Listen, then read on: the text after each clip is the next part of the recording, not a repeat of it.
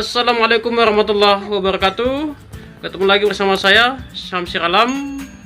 Hari ini kita dapat undangan untuk mengikuti kegiatan reses dari salah satu anggota dewan, yaitu Bapak Muhammad Hadiyat Zamani STMT. Ya, ikuti terus channel saya, simak video sampai selesai. Jangan lupa like dan subscribe. Terima kasih. Cekidot. Assalamualaikum warahmatullahi wabarakatuh. Alhamdulillahi rabbil alamin, wassalatu wassalamu ala asrafil anbiya'i wal mursalin, Sayyidina wa maulana Muhammadin wa ala alihi wa ashabihi ajma'in. Yang saya hormati tuan rumah yang sudah menyiapkan tempat untuk kita berkumpul pada sore hari ini, bapak-bapak, ibu-ibu, peserta pertemuan reses sore hari ini, terima kasih sudah menyempatkan diri untuk meluangkan waktu hadir bersama kami untuk bersama-sama kita mengikuti kegiatan pada sore hari ini. Yang saya hormati dan saya banggakan, Kepala Puskesmas Wajo. Di samping saya ini ada Kepala Puskesmas Wajo, ya, Bapak Dr. Awal, dari Awal, ya, beliau biasa dipanggil Dr. Awal, ya. Jadi kalau yang pernah ke Puskesmas Wajo pasti kenal beliau. Tapi kalau belum kenal, hari ini harus kenal. Karena kalau ada yang sakit harus ke Puskesmas Wajo dulu, ya. Bapak-bapak dan ibu-ibu yang saya hormati, mungkin sebagai pengantar saya sampaikan bahwa mungkin sudah ada berapa kali kita lakukan kegiatan ini juga di tempat ini, ya. Jadi hari ini kita dalam rangka melakukan reses kami sebagai anggota DPRD Kota Bau-Bau, ya, di mana reses itu adalah masa anggota dewan itu turun ke masyarakat, ya, untuk langsung bertemu masyarakat. Pertama tentu supaya dikenal oleh masyarakat dan bisa mengenal masyarakat, ya, itu yang pertama. Yang kedua tentu di dalam pertemuan itu pasti akan ada semacam dialog, ya, entah itu sifatnya masukan, ya, curhatan, bisa saja disampaikan nanti, karena itu bagian juga dari tugas kami sebagai anggota dewan di dalam melaksanakan fungsi-fungsi pengawasan terhadap kinerja daripada pemerintah, baik itu kaitannya dengan kesehatan, pendidikan, sosial, dan lain-lain sebagainya. Kebetulan saya di Komisi 3 itu membidangi masalah kesejahteraan rakyat. Dalamnya ada pendidikan, kesehatan, agama, sosial, ya, yang berkaitan dengan hal seperti itu. Nah, melalui kesempatan ini nanti di samping kita mendengarkan masukan dari Bapak Ibu sekalian, reses kali ini agak sedikit berbeda karena saya menghadirkan Kepala Puskesmas Wajo. Sebentar kita akan mendengarkan, ya, sebenarnya program-program di masyarakat itu kaitannya dengan kesehatan ini apa saja yang dilakukan di puskesmas itu apa saja. Karena apa? Masyarakat kita sekarang ini berpikir bahwa nanti sakit baru ke puskesmas, ya. Padahal sebenarnya salah satu fungsi puskesmas itu adalah melakukan yang namanya promotif dan preventif. Ada istilahnya seperti itu bahasanya. Promotif itu artinya penyuluhan-penyuluhan seperti ini, ya, bagaimana untuk mencegah. Kemudian preventif artinya mencegah penyakit. Jadi Bapak dan Ibu sekalian, nanti jangan tunggu sakit ke puskesmas. Tapi kalau tanam namisika karota damalatu namisita, langsung ke puskesmas minta, entah itu cek tekanan darah, ya, cek apa itu yang gula darah dan sebagainya, itu bisa dilakukan di puskesmas. Dan bagaimana kaitannya dengan BPJS, nanti juga beliau akan menjelaskan, ya, apa-apa yang dilakukan di puskesmas kita, khususnya di Puskesmas Wajo, ya. Saya pikir saya tidak akan berpanjang lebar. Untuk kesempatan pertama nanti saya persilakan Dr. Awal untuk memberikan materinya. Setelah itu mungkin kita kasih waktu beliau sampai 20 menit lah. Setelah itu kita melakukan dialog-dialog ya. Jama tawa tanya teh ya bahaka kita ya apa? Ya, tidak bisa bahasa uli. Jama tawa tanya teh ya bahaka ya. Apa kasih teh ahli nasim kawanasi ya, doktorum kawanasi ya. Ya. Jadi sebelum saya sampaikan perlu saya sampaikan bahwa DPRD Kota Bau-Bau sekarang baru saja bersama pemerintah itu mengesahkan peraturan daerah tentang pemeliharaan dan pengembangan bahasa, sastra dan aksara Wolio. Jadi tapi anak posisi tak Wolio terus, ya. Bapak kalau ada ibu guru di sini, bapak ibu guru ya di sekolah-sekolah mulai dibiasakan bahasa Wolio, ya di rumah mengana-anata, mengupuata, kasih bahasa Wolio sampai dia harus bisa, harus pintar bahasa Wolio.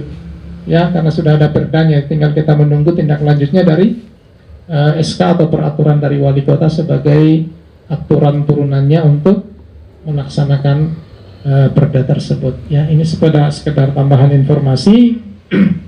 Baik, selanjutnya saya persilakan Dokter Awal untuk menyampaikan hal-hal yang perlu disampaikan terkait dengan masalah kesehatan di Kecamatan Murhum khususnya dan apa-apa yang dilakukan di puskesmas kita, yaitu di Puskesmas Wajo. Pada beliau saya persilakan. Silakan Pak. Bismillahirrahmanirrahim. Yang saya hormati Bapak anggota DPRD Kota Bau-Bau, dalam hal ini sebagai Ketua Komisi 3 yang membidangi kesehatan. Yang saya hormati Bapak atau Ibu Ketua RT RW. Kemudian yang saya hormati Bapak dan Ibu yang hadir pada kesempatan ini. Assalamualaikum warahmatullahi wabarakatuh. Waalaikumsalam. Puji syukur kehadirat Allah Subhanahu wa taala, Tuhan yang Maha Esa yang telah memberi kita anugerah berupa kesehatan sehingga pada saat ini kita bisa hadir dalam keadaan sehat walafiat. Kemudian salawat dan salam tak lupa pula kita sampaikan kepada junjungan kita Nabi besar Muhammad sallallahu alaihi wasallam sebagai pembawa berita gembira, sebagai pembawa cahaya kebenaran bagi seluruh manusia. Baik Bapak dan Ibu yang saya muliakan, pada kesempatan ini saya kemarin dulu ya, saya dihubungi sama Pak Dewan tentang kegiatan reses pada hari ini. Jadi 2 hari ini saya berpikir tentang apa yang perlu saya sampaikan, yang singkat saja, mudah dipahami dan mengena di masyarakat. Yang pertama itu mengenai BPJS, kartu BPJS. Jadi kondisi hari ini pemerintah itu membuat semacam regulasi terbaru. Jadi Bapak Ibu yang punya kartu BPJS, kalau dalam waktu 6 bulan tidak pernah digunakan, itu akan nonaktif dengan sendirinya. Jadi 6 bulan itu harus digunakan minimal untuk datang kontrol tensi, periksa asam urat, gula darah, atau kolesterol. Di sana itu gratis. Nah, kecuali misalnya anggaran, tiba-tiba yang datang banyak yang periksa, terus kemudian anggaran untuk pembelian itu habis, baru mungkin kita berupaya lagi untuk menyesuaikan anggaran. Tapi kalau misalnya dari bulan 1 sampai bulan 10 itu biasanya tidak pernah habis, selalu ada. Biasanya itu habis nanti di bulan 12. Tapi kita sudah coba anggarkan untuk tidak sampai pada kondisi seperti itu. Jadi seandainya itu nonaktif itu rumit pengurusannya. Pada saat misalnya kita mengusulkan ke puskesmas atau ke dinas bisa sampai 6 bulan atau 1 tahun sampai 1 tahun baru bisa ada lagi itu kartu. Jadi tolong Bapak Ibu manfaatkan itu. Jadi dalam waktu 1 sampai 6 bulan mau sakit atau tidak silakan datang di puskesmas untuk kontrol kesehatan. Nah, termasuk manfaatkan juga layanan posyandu lansia. Nah, posyandu lansia kan pasti datang di sekitar kita ini untuk meningkatkan pelayanan. Tolong kita datang untuk periksa tadi tensi, kolesterol dan lain sebagainya, dan itu semua gratis. Nah, jadi kalau ada yang minta bayaran, tolong sampaikan ke saya supaya saya tegur. Karena pemerintah itu menggratiskan semuanya. Itu mengenai BPJS. Kemudian ada juga namanya pemerintah ini program PISPK. program Indonesia Sehat pendekatan keluarga. Jadi mereka itu datang di rumah-rumah kita untuk mengecek kondisi kesehatan kita, riwayat penyakit, jumlah keluarga, dan lain sebagainya. Nah, dia lihat bagaimana kondisi rumahnya, layak tidak, sirkulasinya bagus, jangan sampai sirkulasinya kurang bagus, jadi bisa menimbulkan banyak penyakit, misalnya TB dan lain sebagainya. TB kita kenal ya, TBC. Nah itu. Nah, terus kemudian program pemerintah juga yang penting saat ini adalah pencegahan stunting atau gizi buruk. Kita paham itu, misalnya ada bayi-bayi lahir berat badannya susah naik, mungkin karena ada penyakit bawaan. Kalau ada penyakit bawaan itu memang agak sulit, tapi kalau karena kurang gizi, karena asupan makanan yang kurang, itu bisa kita selesaikan, bisa kita sembuhkan. Dan puskesmas itu punya program untuk itu. Ada namanya biskuit gratis dan lain sebagainya, ada susu gratis dari dinas itu. Nah, yang penting Bapak Ibu sering membawa anaknya di posyandu untuk bayi dan balita, kemudian di posyandu lansia. Terus kemudian sekarang ada namanya posyandu remaja. Posyandu remaja itu untuk anak-anak kita yang berusia 12 sampai 17 tahun, ya 10 tahun ke atas bolehlah. Itu diberikan edukasi tentang kesehatan mereka, termasuk kesehatan reproduksi. Dan ada kaitannya dengan kenakalan remaja saat ini. Bisa kita berikan edukasi. Dan memang kalau kita lihat kondisi hari ini, remaja-remaja itu, ya saya tidak perlu sebut secara detail, tapi sudah cukup mengkhawatirkan, baik itu laki-laki maupun perempuan. Makanya edukasi tentang apa yang penting dilakukan dan tidak dilakukan oleh remaja itu penting, dan itu lewat posyandu remaja.